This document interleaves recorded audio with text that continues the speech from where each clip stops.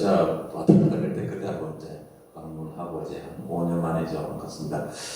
제가 이제 말씀을 한 20년 정도 이렇게 하다가 이런 의문이 들었어요. 우리는 여기서 북한 선교 이제 준비하는 게 나중에 북한문이 열리면 들어가서 선교하겠다 이런 걸로 이렇게 준비했는데 과연 북한문이 열리면 들어갈 수 있을까? 이 문제가 딱 걸린 거예요. 먼저 북한이 어느 날 갑자기 붕괴된다?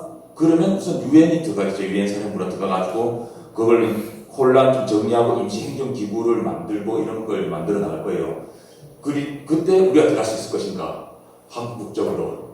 그게 첫 번째 걸렸습니다. 그리고 두 번째 문제가 뭐인가 하면, 정말 내가 어떤 역할을 할 수 있을까? 그런 문제예요. 만약에, 북한에서 이제 무너졌을 때 굉장히 혼란하잖아요. 그때 법률 문제 터졌을 때, 누가 재판할 것인가? 한국의 재판관이 나가 재판할 것인가? 어제까지 적대국에 있던 사람이 자기를 재판한다더라도 그들이 받아들일 것인가? 그렇지 않거든요. 그러니까 그런 이제 완충할 수 있는 그런 인재를 지금 준비시켜야 되겠다. 그런 생각으로 이제 미국을 선택했습니다. 미국 갈 때 제가 이제 준비한 게 뭔가 하면 이제 탈북민 인재를 제2의 이승만으로 생각했거든요. 우리가 빛이 아무것도 없을 때 이승만 박사가 미국에서 그 자유민주주의 시스템 가져와가지고 심었지 않습니까? 저 북한의 주체사상으로서 어두운 가운데 있을 때 미국에 가가지고 어떤 국제적 감각을 가진 어떤 탈북민 인재들이 거기 임시행정기구 들어갔을 때 정치, 문화, 사회, 경제 모든 분야에 어떤 각 관료로 올라와가지고 그런 이제 중재자 역할을 할 수 있는 인재를 길러야 되겠다 이런 생각을 가졌습니다. 그러기 위해서 이제 세 가지 가치관을 생각했는데 첫 번째는 상처 치유, 두 번째는 이제 가치관 형성, 세 번째는 이제 전문성 함량, 요 세 가지 가치관을 이제 준비했습니다. 그리고 상처 치유는 이제 제가 어떻게 느꼈는가 하면 제가 2007년도 태국에 있을 때 이제 탈북민들 태국에 6개월 넘어오잖아요. 그 중에서 미국 갈래든 여기서 좀 이제 훈련시켜가지고 좀 이렇게 UNHCR 해가지고 보내고 한국 갈래든 이제 대사관으로 보내고 있었는데 한 시간에 한 15년 정도 흘렀을 때 딱 보니까 미국에 왔던 애들 제일 말 안 듣고 이런 애들 그때 말썽 피우던 있었거든요. 완전 변해 있는 거예요. 도대체 왜 이 비법이 도대체 뭘까 고민했는데 한국 사회라는 것이 뭔가 이렇게 비교하는 문화적 이런 게 있잖아요. 억압하고 이런 게. 근데 거기 있으니까 좀 자유롭고 그런 게 있으면서 상처가 많이 치유가 되더라고요.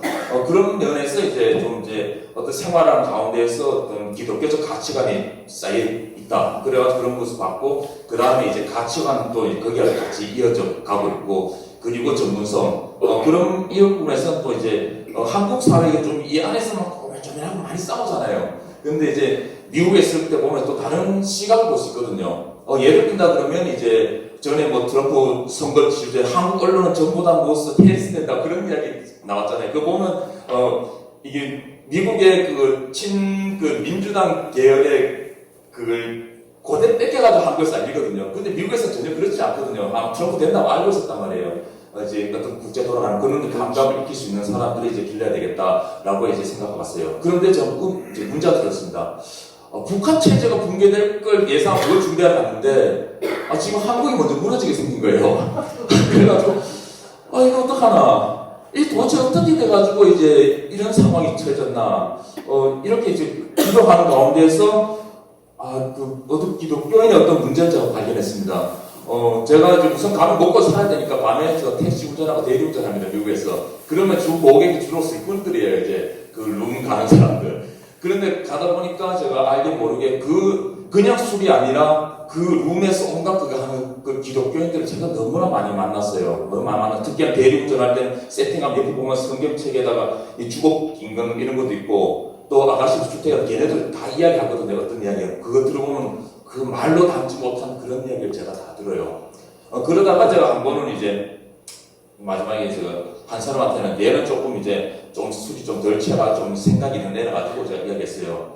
기독교 다니는 것 같아가지고 왜 그 교회 다니면서 이런 데 와가지고 술을 먹냐 제가 그런 이야기했습니다. 그러니까 자기는 술 먹는 거 좋아한다고 적대를 해야 된다. 한 번 오면 막 100만 불짜리 200만 불짜리 계약을 해야 되는데 그러면 이제 그거 하기 위해서 한 5,000불, 4,000불 쓰고 이렇게 적대를 하는데 이거 하지 않으면 나 망한다 이런 이야기 하는 거예요. 사회생활 하면. 내가 그래가지고 제가 대답했죠. 아니 만약 그걸 적대하지 않아가지고 그 망한다는 거 확실하죠. 혹시나 망하면 나같이 대리운전 하자고 그만한 각오 없이 예수 믿냐 이런 이야기를 좀 했습니다. 지금 이제 나라가 지금 어려운 게 지금 우리 교인들 빛과 소금의 역할을 해야 될 사람들이 우선 돈 벌어야 되고 내가 사회에서 뭐 해야 되고 그런 것 때문에 자꾸 타협하는 이래가지고 이게 징계로 오지 않았나 저 이런 지금 생각하고 있습니다. 그래가지고 이것이 우리가 하나님 앞에 바로 올바로 서고 이런 통일의 길을 이제 온다 생각해요. 저 지금 시대 상황으로 하나님께서 다 준비해놨거든요. 하나님 지금 미국을 통해 중국 때리잖아요. 그건 통일시키려는 거거든요. 중국이 애국이라 생각하면 되거든요. 중국이 북한을 틀어져가지고 북한이 지금 이게 잘 안 된단 말이에요. 그러니까 지금 애국을 때리고 있는 거 열제안 통해가지고 그 다음에 우리가 준비해야 될 건 하면 광야 생활 사람이 준비해야 되는데 이스라엘 민족들은 하나님을 바로 못 쓰니까 40년도 돌았잖아요. 그러니까 우리가 하나님께 회의하고 돌아오면 하나님께서 이제 통일할 수 있는 그걸 주지만 우리가 지금 이대로 간다. 그럼 우리 세대를 다 이제 보내고 그다음 그 밑에 세대들한테 이제 허락해 주겠죠. 저는 이제 그래가지고 먼저 우리가 하나님 바로